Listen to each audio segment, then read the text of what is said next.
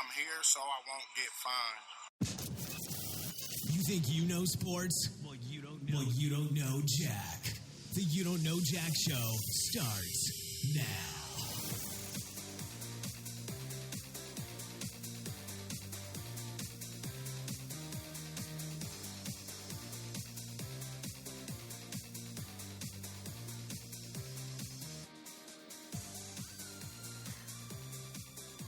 Hello, and welcome to the You Don't Know Jack Show.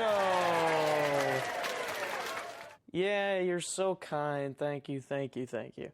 And today on the show, it is episode number 25.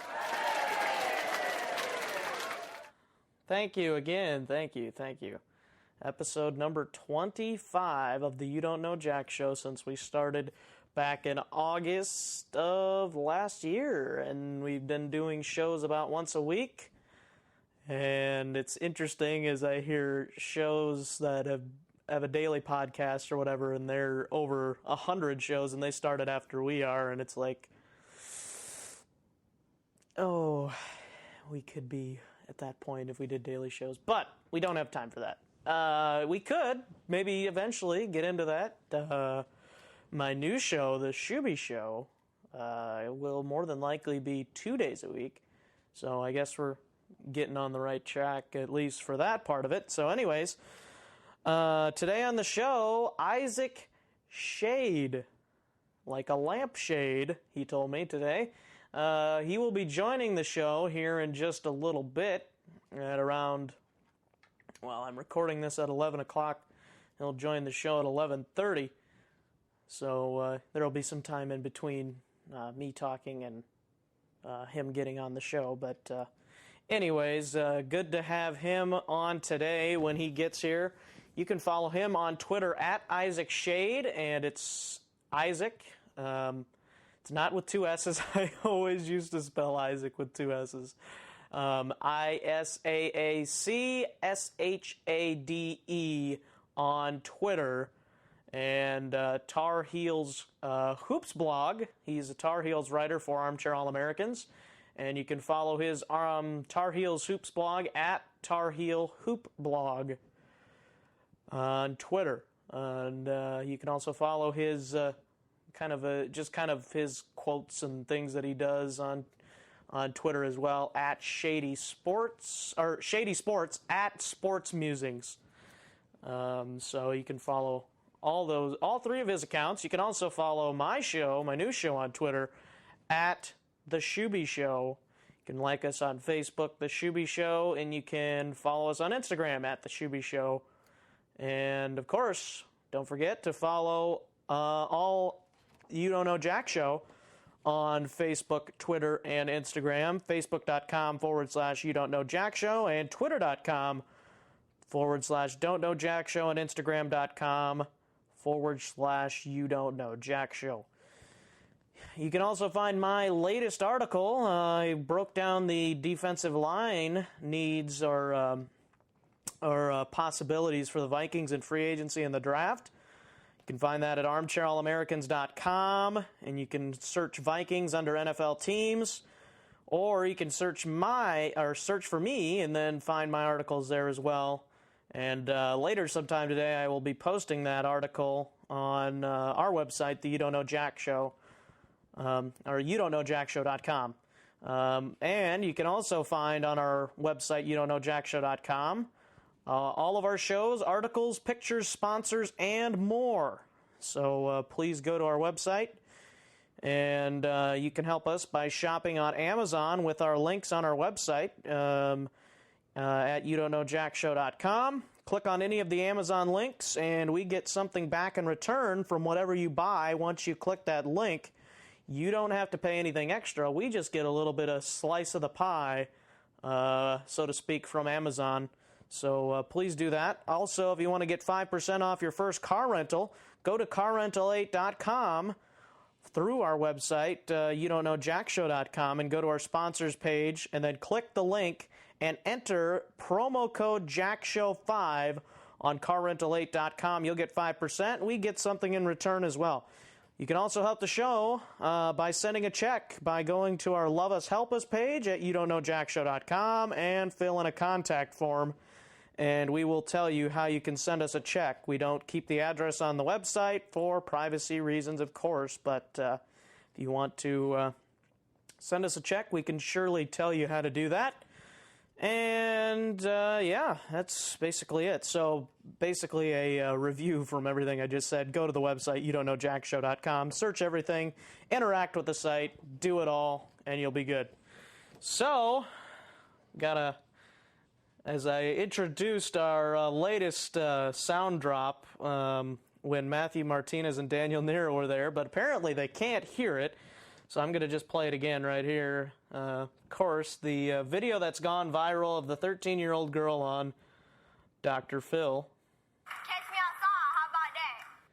Cash me outside, how about that? And that has been sweeping the nation, unfortunately, that all the different memes that have gone out and just everything.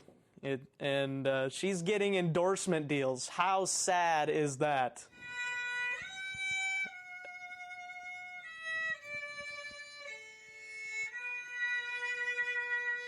And here I am on the You Don't Know Jack show, not making anything. So, go and help the show by, hey, if you want to give us an endorsement, we'll gladly take it. But yeah, we are taking our show and we are moving to the Armchair All-Americans. So you'll be able to get all of our shows on there.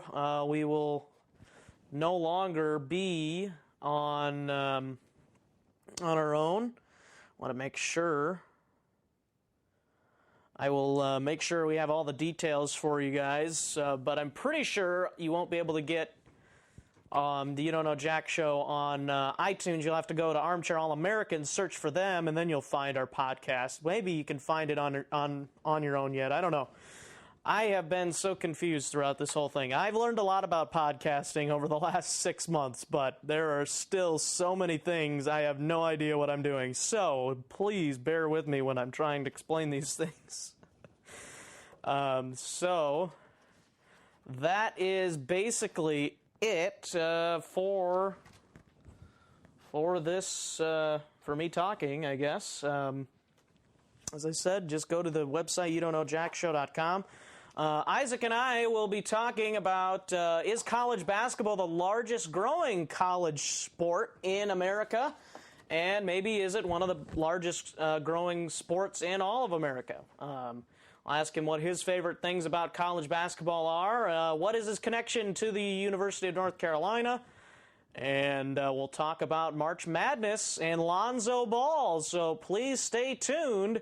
We'll have all that and more coming up on the You Don't Know Jack show right after this commercial. You betcha. We'll be right back with Isaac Schade of the Armchair All-Americans.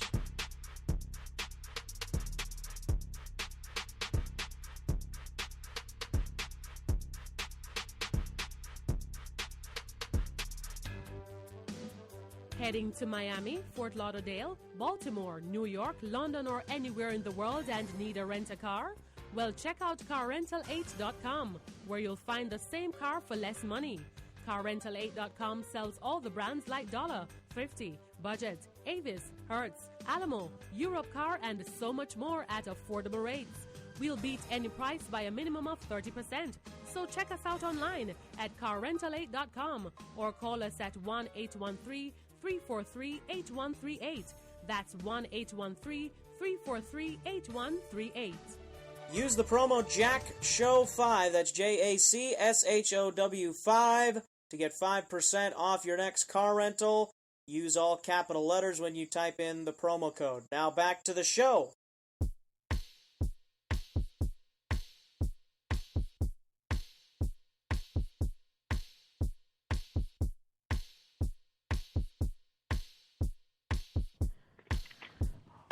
Welcome back to the You Don't Know Jack show. I am joined by Mr. Lampshade, Isaac Schade, as he told me earlier today, as I was trying to figure out how to pronounce your last name, Isaac. You can follow Isaac on Twitter at Isaac Schade, Schade.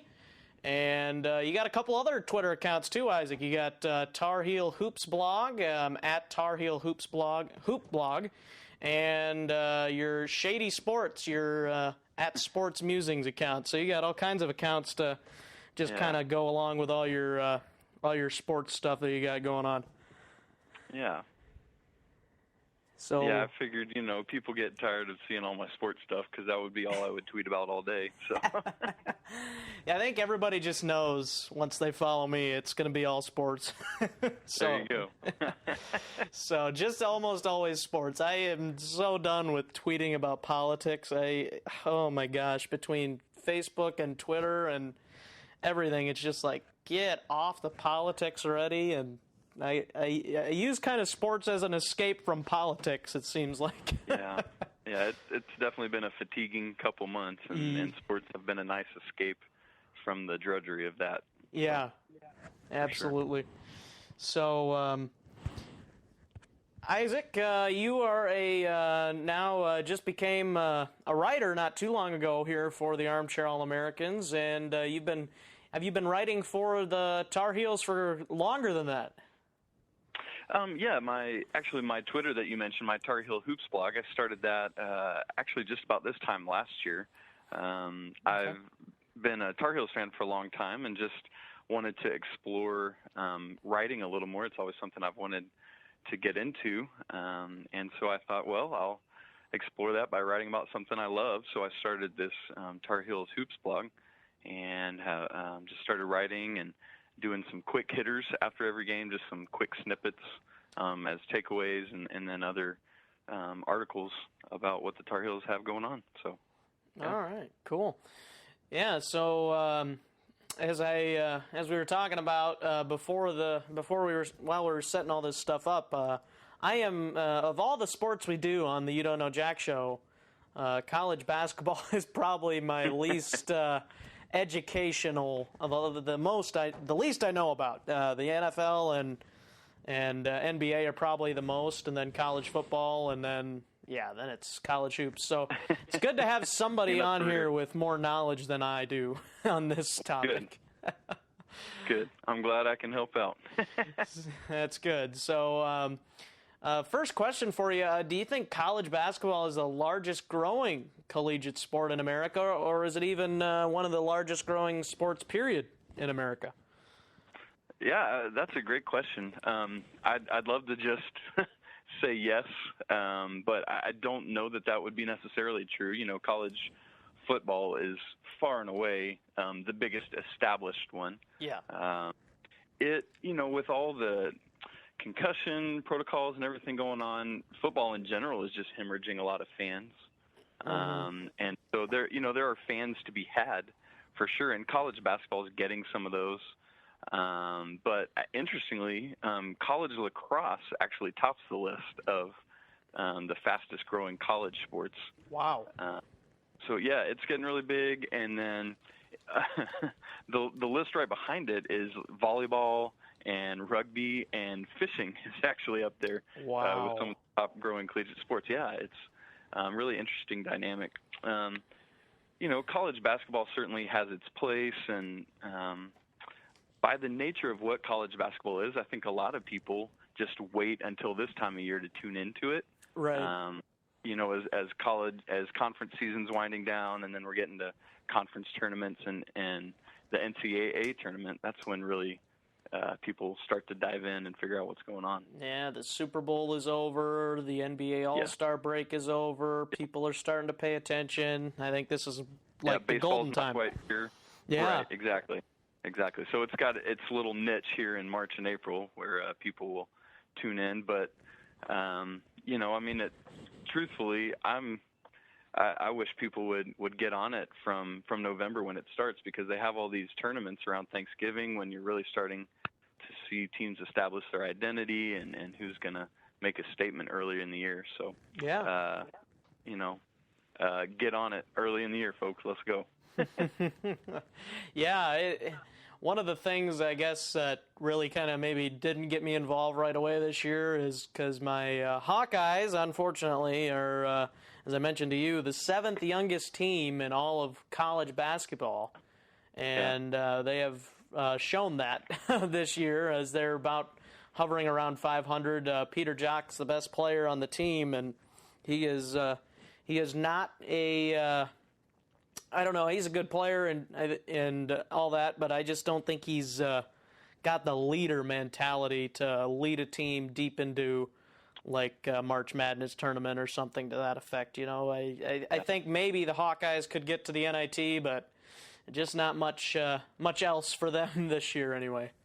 Yeah, unfortunately, that's true. Yeah.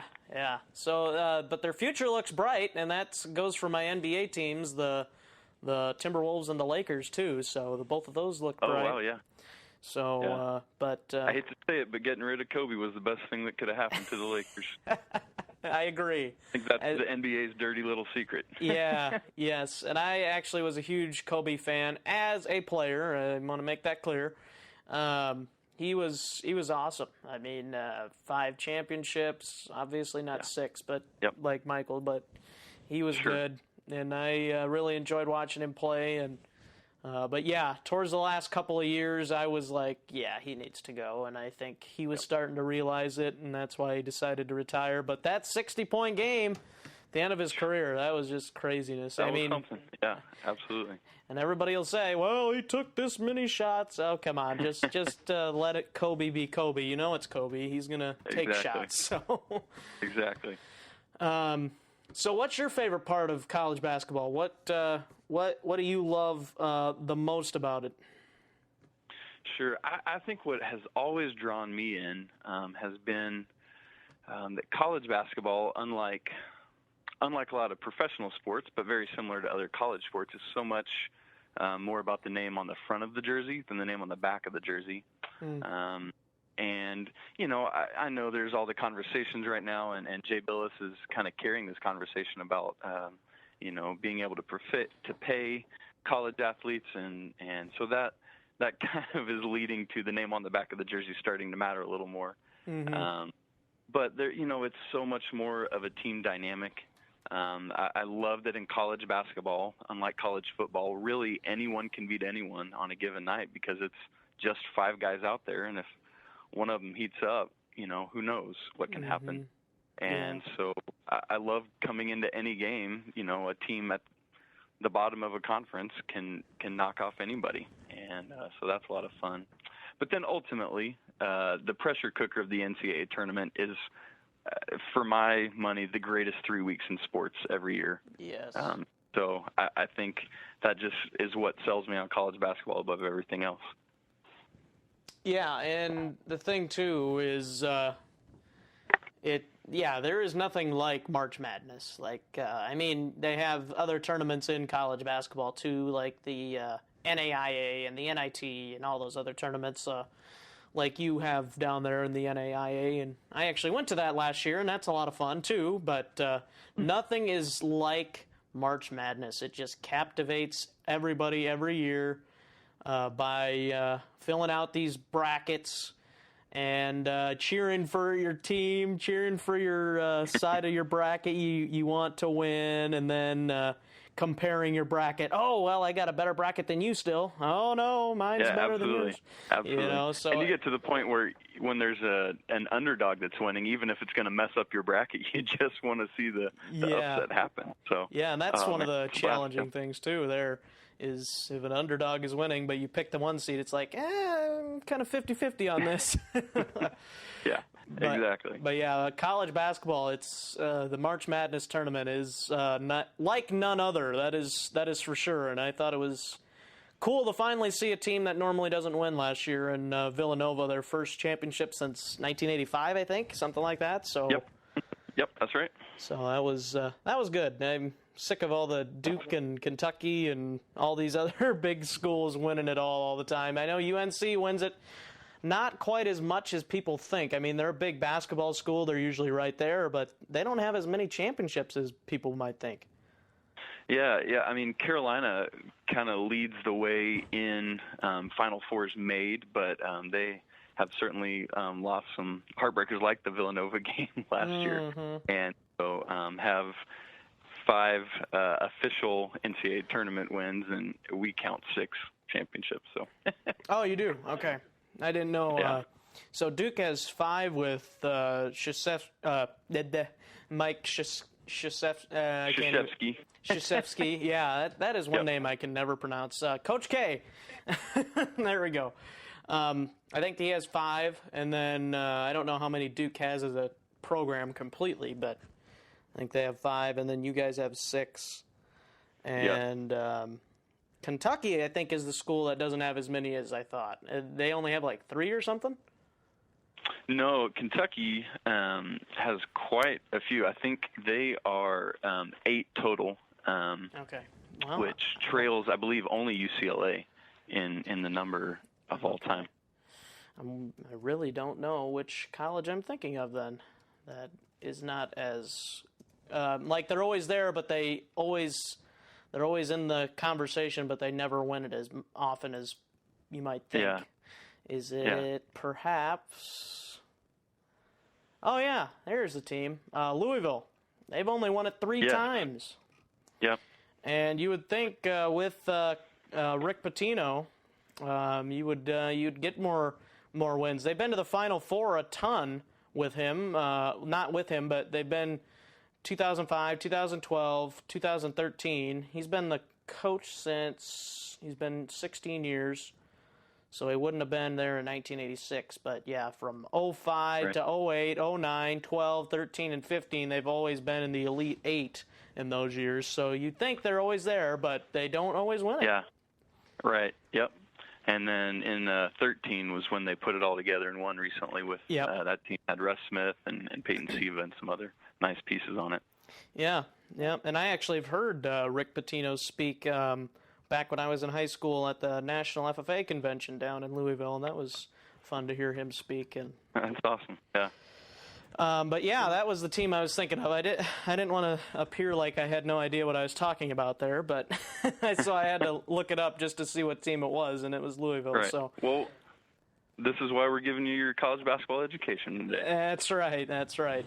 So, what is your connection to UNC? Well, interestingly, it's really just fandom. I grew up in Atlanta, so, loving the Braves. I was a kid of the 90s, so that whole run of postseason for the Braves and Falcons and Hawks and Georgia Tech, which Georgia Tech football is still my number one. But I had a rec league basketball coach in elementary school who was this huge UNC fan, and he just got me hooked. And so I've been a diehard Carolina fan ever since, and had a whole Vince Carter replica Carolina outfit, and man, just have been following them my whole life since then. All right, cool. Yeah. So, so you are a Braves fan. So I am a Twins fan. So you probably fondly remember 1991. Yes. Oh man, that was painful. Yeah, I'm sure it was. I was not born at the time, but I was. I have not actually witnessed my favorite Minnesota teams winning a championship yet. So I'm hoping that someday soon that one of them will win a championship. Yeah.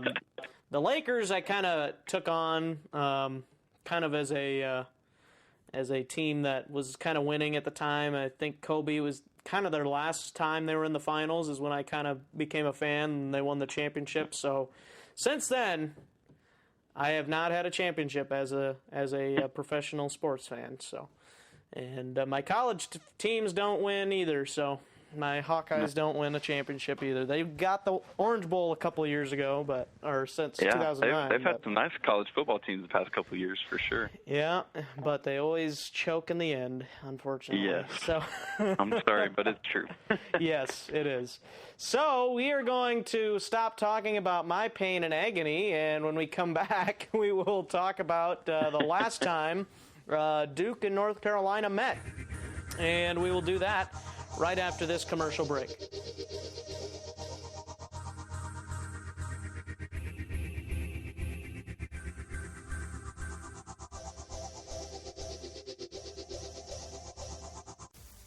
Do you like shopping on Amazon? Well, now you can do it by helping the show at the same time. Go to the website youdon'tknowjackshow.com and click on any of the Amazon links, and then you can bookmark it. And every time you shop on Amazon, click the bookmark. It's the easiest way to support us without any extra cost to you. Now back to the show.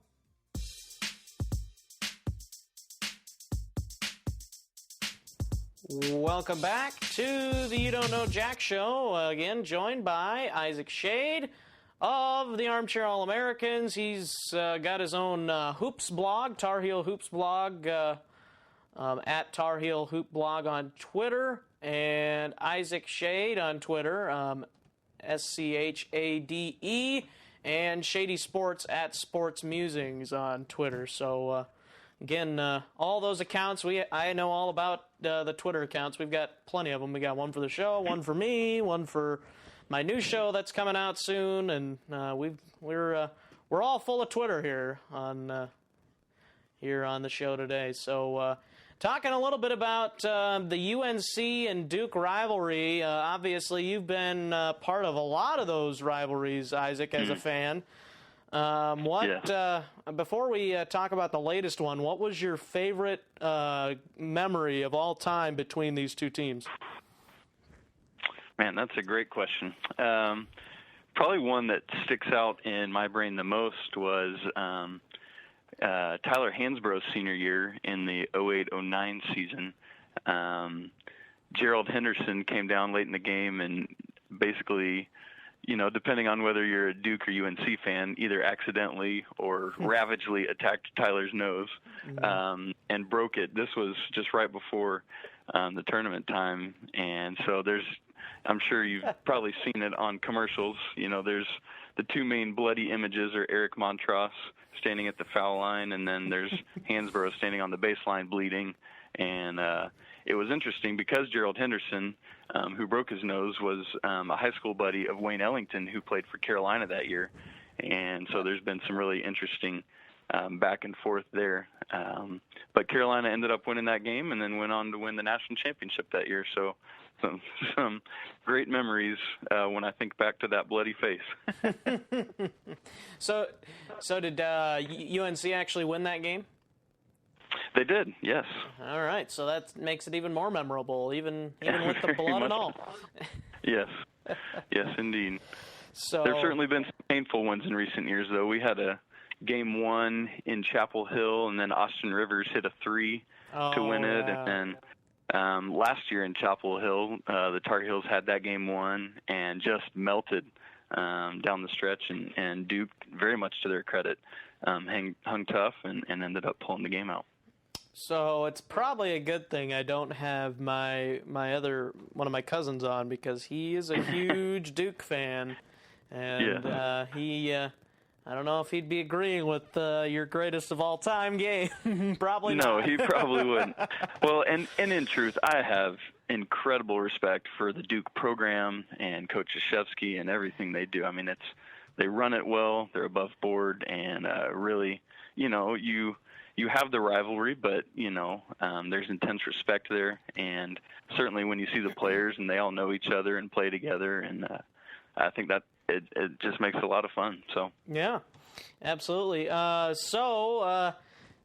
It seems to me like this year, from just looking at it from kind of an outsider's perspective, I guess, seems like this year is watered down a little bit in college basketball. I mean, there's not necessarily as many dominant teams or really good teams. What are your thoughts on that? Yeah, that's a great observation, Carson. One of the interesting pieces is that you're right. There is no one dominant team coming into this year. In fact, everybody thought Duke was going to be far and away the best team, and it was one of those will they go undefeated kind of things. But unfortunately for Duke, they've had some injuries this year to some of their the freshmen they expected to lean on, and there've been the issues with Grayson Allen and some other things. Yes, and so. Kentucky is always strong, but they're just young, and so you're right. There's not just this one dominant team. The thing is that there's a lot of really good teams, but a lot of those teams are young, and when you're relying on these freshmen, you're going to have some trip ups and stuff, and so. That's causing a lot of that. There have been a lot of injuries to major players this year. Oregon was expected to be a top team early in the season, but their best player, Dylan Brooks, was hurt for a while. And so he's back now, and Oregon's really playing well. In fact, they had a big comeback last night against Cal to win. And so when you actually look at the top 10 preseason teams this year, a lot of those struggled out of the gate, but are now rounding into form, and a lot of that top 10 is actually in place. All right. So when compared to last year, we had a lot of these great teams, but there were a lot of seniors that were leading the way. Yeah. Your finalists for the Wooden Award were Buddy Hield, who was a senior at Oklahoma. They had a great team. Loved watching him. Denzel Valentine at Michigan State. Mm-hmm. Malcolm Brogdon at Virginia. These guys were all seniors, and were all three of the four finalists for the Wooden Award, and truthfully, the winners of the Wooden Award the last 3 years have been seniors: Doug McDermott, Frank Kaminsky, and then Buddy Hield. And so this year, you're seeing a lot of the better players are the young guys, and so that's going to create a lot of that inconsistency. Yeah, I agree. And even with all these young teams, there are still some interesting teams. We'll talk a little bit about Lonzo Ball here in a little bit. Your thoughts on him? Of course. His big 92-point game and all that stuff. It's like craziness. But anyways, whatever it was. Anyways, 72. I don't even know what it was anymore. Yeah, no, it was 92, but it was actually his little brother that scored 92. Lonzo Ball's brother. Yeah. Yes. And that was Melo? Yeah. Is it Melo Ball? LaMelo, yeah. LaMelo, okay. So the Ball family... Might as well go with it now. Here you go. Yes, might as well get into it. So the Ball family, there are three brothers. Lonzo, who most people will already know of, is a freshman at UCLA this year. Mm-hmm. He came in. He was, for people that aren't paying attention to college basketball recruiting, they might not have heard of him, but he was actually the fourth overall incoming freshman on ESPN's rankings, behind only Harry Giles and Jason Tatum from Duke and Josh Jackson at Kansas. And so, he's the 6'6" point guard that can just see the floor real well. He's leading the nation with 7.6 assists a game. And so he just has this great court vision. His jump shot is not the prettiest thing in the world, but it goes in. He's just a guy that makes plays. And so, of course, his dad has made some interesting news lately by coming out and saying that he's better than Steph Curry, which that's not the best and wisest move you could make, but, to each his own, I guess. Yeah. But anyway, then there's his middle brother, LaMelo, is a senior this year. And I'm sorry, LiAngelo is the middle brother, who's a senior this year. He's a forward. And then LaMelo is the youngest brother, and that's the one that scored 92. Mm-hmm. But then they've also got this cousin, Andre, who is a junior this year.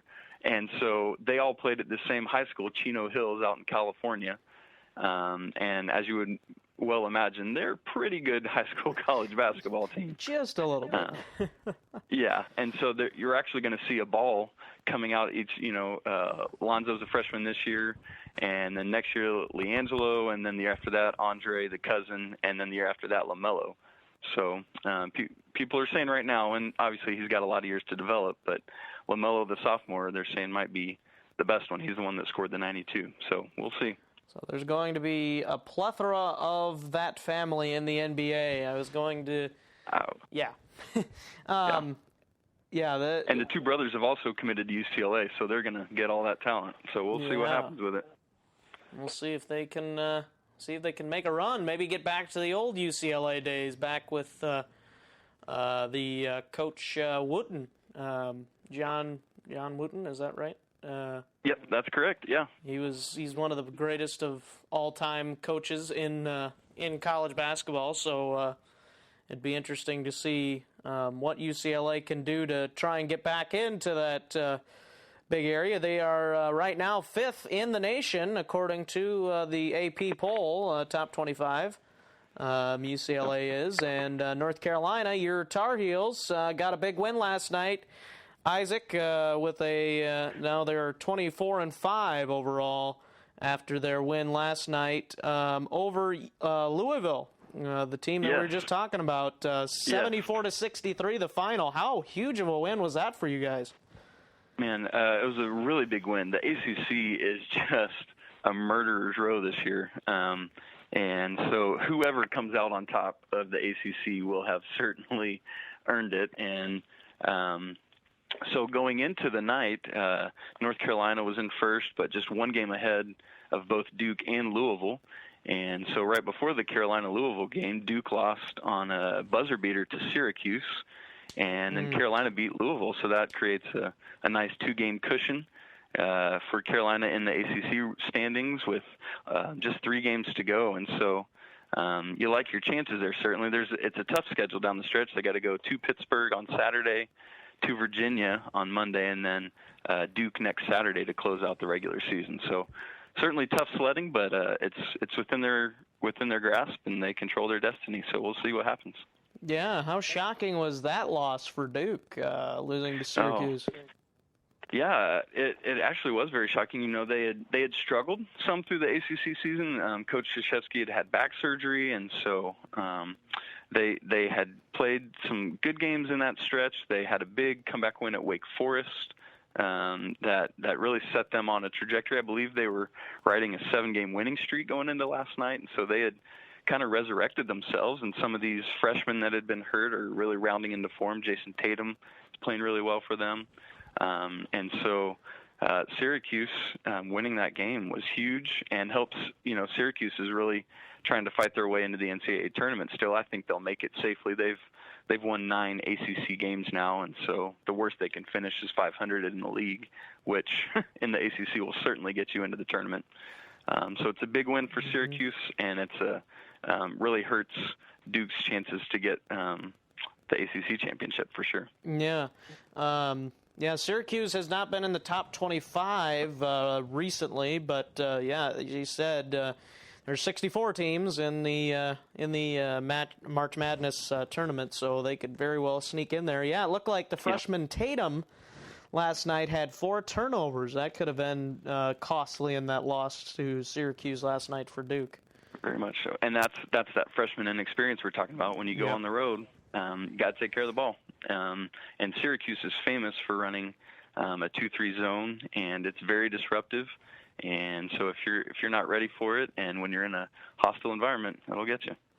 Yep, and we will talk about the latest Duke UNC game, and Isaac will also talk a little bit about what he's expecting from the next time Duke and UNC meet here later towards the end of the season, as you mentioned. So we'll do that after we take another break. You're listening to the You Don't Know Jack Show. Back after this. Hey listeners, don't forget to find You Don't Know Jack Show on Facebook at facebook.com/You Don't Know Jack Show, Twitter at twitter.com/Don't Know Jack Show, and Instagram at instagram.com/You Don't Know Jack Show. You can also follow Carson on Twitter at Radio Ruben. Now back to the show.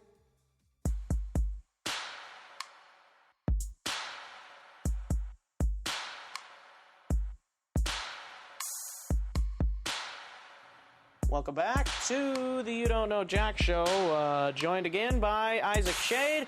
And Isaac just mentioned to me that there are 68 teams. For me personally, Isaac, I am so curious as to why the NCAA thought they had to add more teams, as if we didn't have enough teams in the tournament already. And I mean, it's good to have a lot of teams, and I think the college football playoff definitely needs to be expanded, but to 64 teams in the in the NCAA March Madness tournament I thought was enough already, but to go to 68 is a little extreme, I guess, in my opinion. I don't know what you think.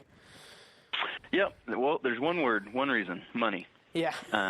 They want the extra games, the extra revenue, and I get that. I mean, when you have such a thriving thing like the NCAA tournament, you want to see how you can squeeze every possible dollar out of it. But it is what it is, I guess. And there was talk for a while about expanding it even further to maybe 96 or 128, which is it's just ridiculous. And I think they've got something with the 64. It's obviously expanded over time, and it used to be fewer, but I think the 64 is a good number. It gives you 3 weekends worth of it, and gets a good number of teams between your at-large teams and then your conference champions. So I think it's a good format. I personally would love to see it go back to just 64, but it is what it is. Yeah. We're not the ones making the money off of it. So, what are your thoughts on the last time Duke and UNC won? Obviously, it was a big win for Duke, and that was at Chapel Hill. Is that right? No, that one was actually in Durham at Cameron Indoor Stadium. Yeah. Okay, gotcha. Okay. So Duke. Yeah, go ahead. Yeah, no, Duke won that game by 8. It was actually a much closer game. It was one of those where Carolina started fouling down the stretch, and Duke, definitely hit their free throws, and then Carolina couldn't come down and do anything. So it's one of those where the final score doesn't really show what a great game it was. Carolina has struggled quite a bit with injury this year. Never many people at one time. I actually wrote an article recently about this for Armchair All-Americans, but in that particular game, it was looking like they were going to finally be at full strength for just the third time all season. But the day before, one of our starting front court guys, Isaiah Hicks, tweaked his hamstring, and so he had to miss that game. And against Duke's a team, for those who aren't familiar, that really wants to drive and then kick out for three-point shots, whereas Carolina's a team that really wants to beat you inside. They're leading the nation in rebounding in many categories, like rebounds per game, total rebounds, rebounding margin, offensive rebounds per game. And so when that's your big advantage, losing one of your front court guys really hurts. Yeah. And so despite that, they still did a good job. We're really into the game. I will say Grayson Allen is finally starting to look like the Grayson Allen everyone expected to see this year, and he was just on fire that game. He had 25 points, just went nuts. We did a great job on Jason Tatum in the first half.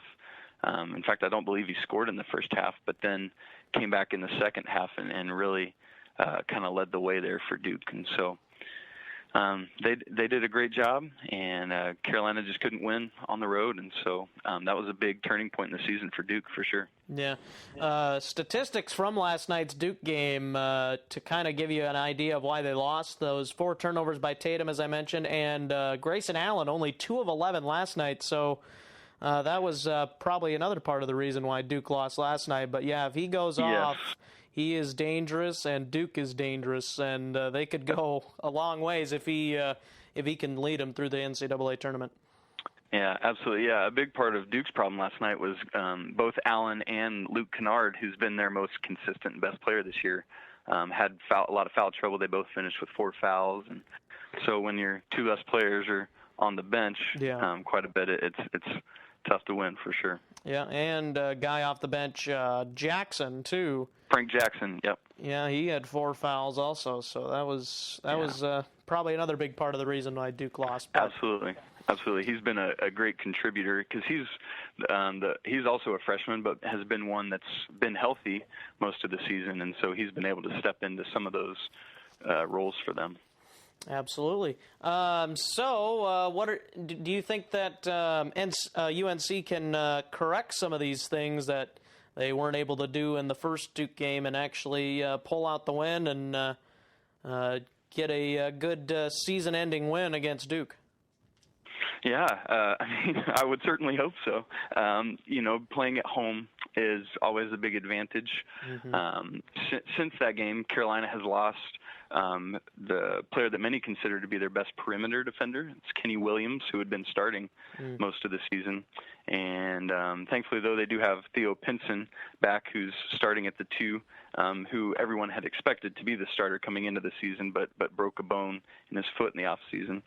And so I think historically, in the Roy Williams era, Carolina has fared much better in the second meeting of the regular season. And so I think Roy and the coaching staff are doing a good job of figuring out, what they've done wrong and correcting it. So a big hurdle in that first game was Carolina has, as I was referencing a second ago, has done a great job rebounding this season.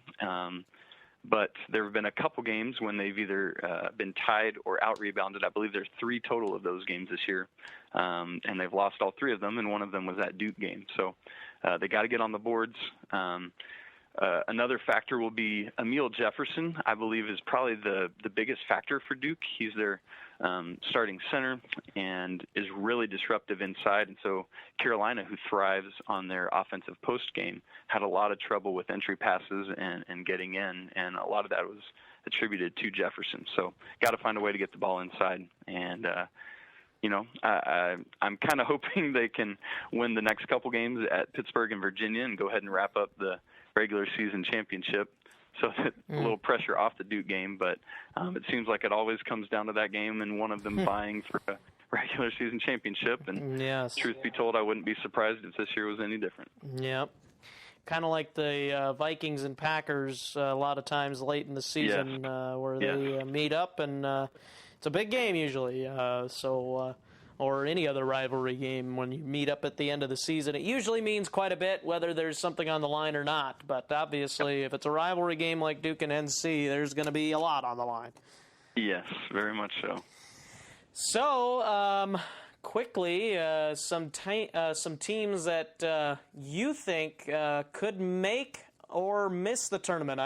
If you can come up with 2 teams of each, that'd be good. That's exactly what I have for you. I got 2 teams of each.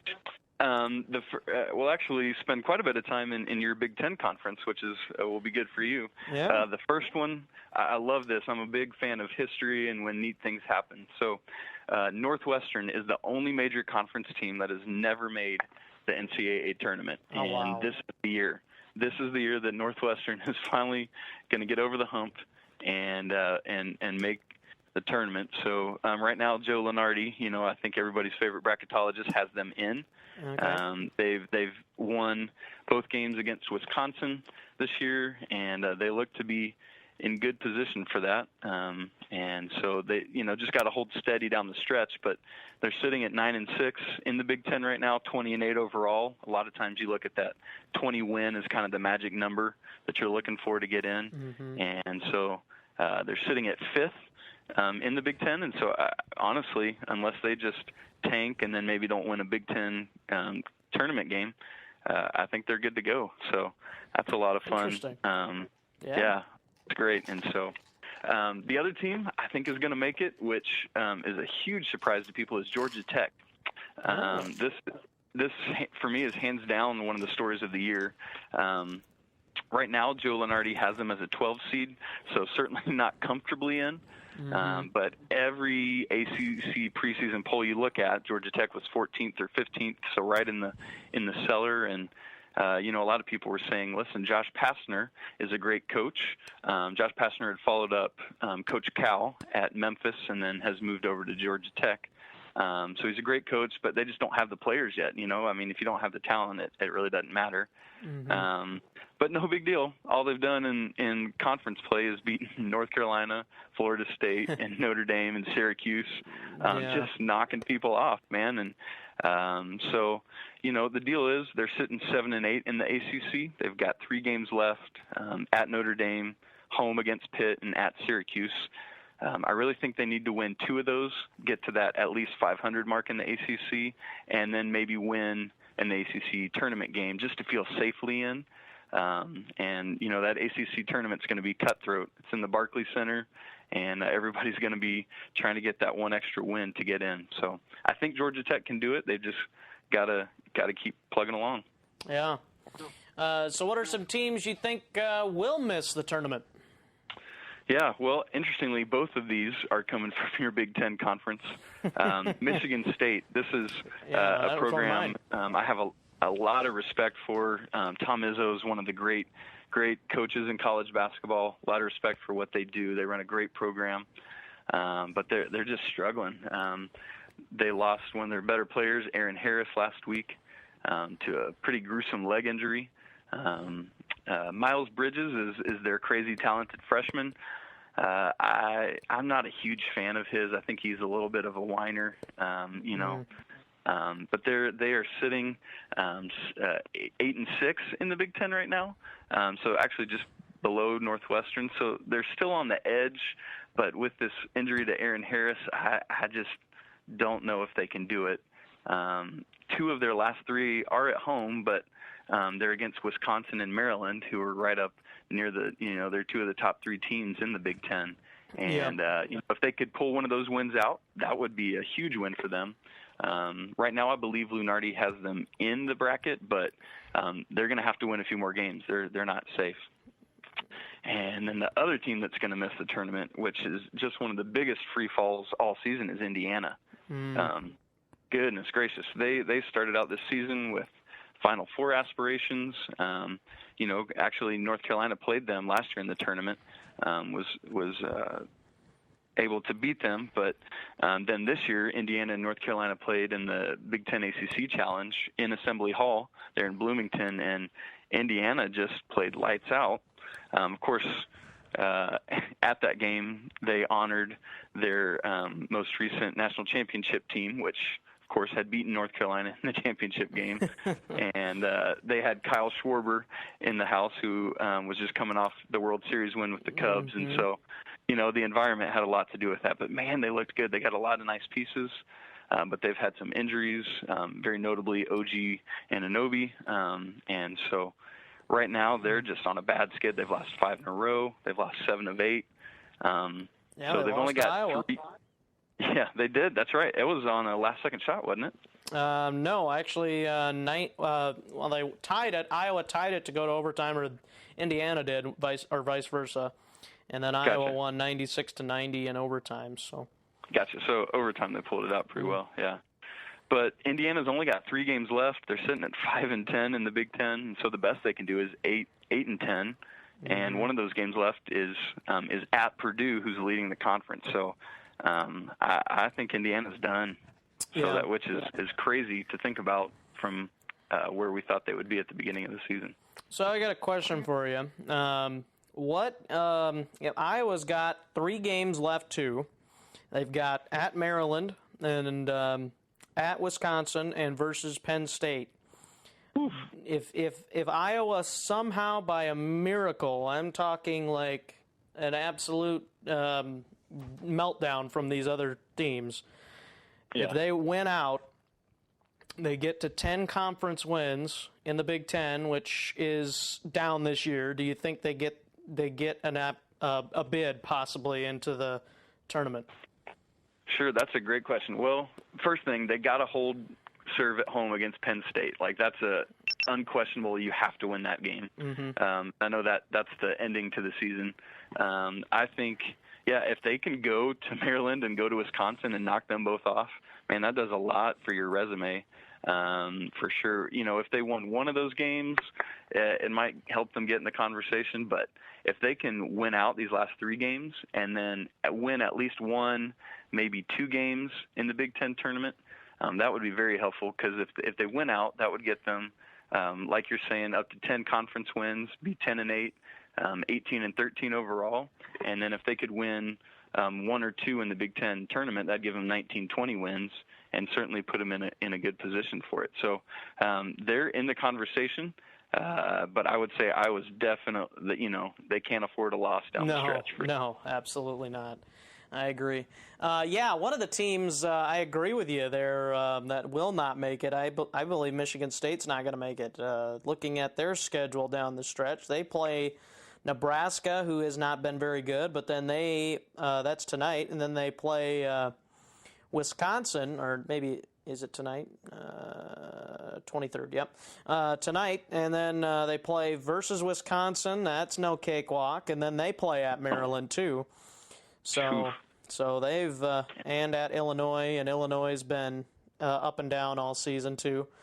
So, yeah, they could definitely miss. I think they will, and it'd be kind of nice to finally get Michigan State out of there. Because for me, I am not a big Michigan State person. I was pretty happy when Michigan State lost the first round last year, even though I was shocked. But Florida Gulf Coast. Yep. Yeah. There's how many upsets will there be in the top 3 seeds this year? That'll be interesting to keep an eye on, because last year it seemed like there was a ton. Yeah. Well, and that's the interesting thing about March Madness is it's all about the matchups, and so. It just depends on if you get a team that's shooting lights out from 3, and that's how they call them giant killers can pull it off a lot of times. A number 1 seed has literally never lost to a 16, 128-0 all time. So I don't. This is not the year, and it's one of the things that no one will ever probably predict. Yeah, it's going to happen. But, it is certainly getting closer. And so with kind of the parity that we're seeing in college basketball this year, I wouldn't be surprised to see, another 2 or 3 seed go down. Historically, you usually have 2 12 seeds that upset 5 seeds. So wouldn't be surprised to see that. Yeah, I could see a team like Gonzaga who kind of plays in – well, maybe it's not Gonzaga. Is it Gonzaga or Arizona that kind of plays in a weaker conference? It's Gonzaga, yeah. Gonzaga. So Arizona plays in the Pac-12, so they've got a lot of the tougher schedule. So they should be in good situation. But yeah, I am worried about Gonzaga. We've had some other teams that have been in similar situations. Several years ago, St. Joe's ran through the regular season undefeated. They had Jameer Nelson was on that team. Was a great team, looked really good, but just similar to Gonzaga, played in a weak conference, and so hadn't really been battle tested. And so it bit them in the tournament. And so they have not played a ranked opponent all season, according to what I see here. Yeah. So it'll be interesting. We'll see. Some of the teams they've played are now like Florida, for example. They beat them earlier in the season, and they're ranked now. They beat Arizona, who wasn't ranked at the time, but is ranked now. And so they do have some good non-conference wins, which will certainly help. But and I will say a lot. This is one of their better teams. Mark Few and the Bulldogs have had some great runs historically. They're one of the better programs outside of the major conferences, but they've never made a Final Four. And so it'll be curious to see if this is the team that can finally get over the hump and do it. Yeah. I thought they would last year. They had some really nice pieces, but couldn't do it. And so we'll see. So they got some big boys inside. Yeah. So what teams do you think could be really good next year and into the future, in your opinion? Like some younger teams that you think really have a lot of potential. Sure, that's a great question. One of the interesting things about college basketball is with the one and done rules. It's really, in a lot of ways, hard to make some of those kind of predictions. Like a lot of it is about the coaching and more the program. And because to make those kind of judgments, you have to look at okay, what teams have some really nice young pieces, but not so. These young pieces aren't so good that they're going to go to the draft, right. So they're just good enough to go. I know in the ACC, Wake Forest has really some good young talent that can be looking good. Tennessee, I think, has some opportunity coming in the SEC. But really, when you look at it, you want to look at some of your younger coaches and the recruiting they're doing. So I really I know Texas is having a down year, but man, Shaka Smart is a really good coach. They run a system that's hard to prepare for, and so that helps what they're doing a lot. I know we talked about Josh Pastner at Georgia Tech. There's some good stuff on the horizon there for them. But, you've got your perennial teams like Kentucky and Duke that are going to bring in one and doners, and I know they're already good, but they're always going to be this young team that can step up and make some things happen. So, Right. Yeah. So do you think Tatum goes to the NBA right after this year, you think? Oh, absolutely. You think so? Tatum and I wouldn't be surprised. Giles came in as the number 1 player in the nation, has been hurt a lot of the year, and so hasn't shown his full potential. He's had a couple knee surgeries, and so, hasn't really shown the player he is. But, yeah, I think he and Tatum both are going to end up going. When you look at draft boards, it is Lonzo Ball that a lot of people are saying is going to be the number 1 overall pick. And so, both he and Markelle Fultz, who's at Washington, are kind of interchangeable. But then, certainly, I think Tatum will go. He and Giles both should be lottery picks within the top 10. Yeah. Yeah, I think Lonzo Ball would probably be a good fit with the 76ers, who still desperately need a point guard. Yeah, you would think with all these top picks they've had in recent years they'd get it figured out, but they've had some injury problems, and I think they'll get there. But yeah, I mean, Lonzo Ball's got the NBA size. He's 6'6". He's got the court vision. He can score, but he's also a pass first kind of guy, and I think that could be really helpful for wherever he lands. Yeah. Yeah. So that's just about going to wrap things up. Any other predictions for you from just anything in general relating to college basketball? Not necessarily the tournament, because we'll talk about a bold prediction for the tournament here in a minute. For sure. Well, I wouldn't be surprised to see some fireworks in the conference tournaments next week. The mid-majors will start up early, and it's always interesting to see because a lot of these mid-majors, they only get 1 bid for conference, and so, it's cutthroat, and so we'll certainly see some number 1 seeds go down in those, and it'll be interesting to see what teams make some runs in the major conference tournaments as well. And so, yeah, that's what I'm really looking forward to in the next week or two here. So, one prediction from you, one bold prediction / take about March Madness, or anything really that you think is bold, but you think has a good chance of happening. Yeah. Well, and I'll probably get crucified by some Dukies for saying this because I'm a North Carolina guy, but my bold prediction is that Duke will not make it won't make it out of the second weekend of the tournament. Oh. They one of Duke's problems this year is they don't have a true point guard, and in the NCAA tournament you have to have a floor general to help you go. And in the NCAA tournament you play in these bigger arenas where the sight lines are tougher for shooters, and Duke's one of those teams where if they're making threes, they can beat anybody in the country.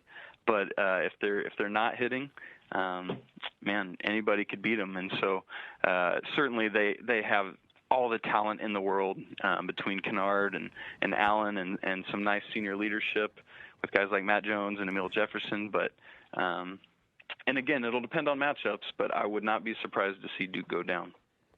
All right. Yeah, definitely will be interesting. My bold prediction, Villanova repeats. All right. Yeah, listen, they've got they're prohibitively the best team in the nation. Josh Hart is a senior there, looking like he'll probably be the player of the year for the nation. They've got some nice pieces. It pains me to say it after North Carolina lost to them in the championship game last year at the buzzer, but man, they're right there. Wouldn't be surprised at all. All right. Well, again, I appreciate Isaac Schade for joining us here on the You Don't Know Jack show. Again, you can follow him on Twitter at Isaac Schade, and he's got his Tar Heels Hoop blog and his Shady Sports account. You can follow both of those on Twitter as well. Isaac, appreciate you joining me. Definitely we'll have to have you on again sometime. Awesome. Thank you, Carson. I appreciate it, man. All right. Thank you very much. Again, Isaac Schade of the Armchair All-Americans. You can check out his work on armchairallamericans.com. And all of my work is on there as well at the armchairallamericans.com. Check out my latest article. Check out his articles. And check out all the great articles on armchairallamericans.com. That's going to do it for the You Don't Know Jack show today. I'm Carson, and my two cousins, Jonah and Aaron, that help make Jack, J-A-C. We'll be back next week with more on the You Don't Know Jack show. Thanks for listening to the You Don't Know Jack Show with Jonah, Aaron, and Carson. If you want to read articles, get more information, or have questions about the show, go to our website,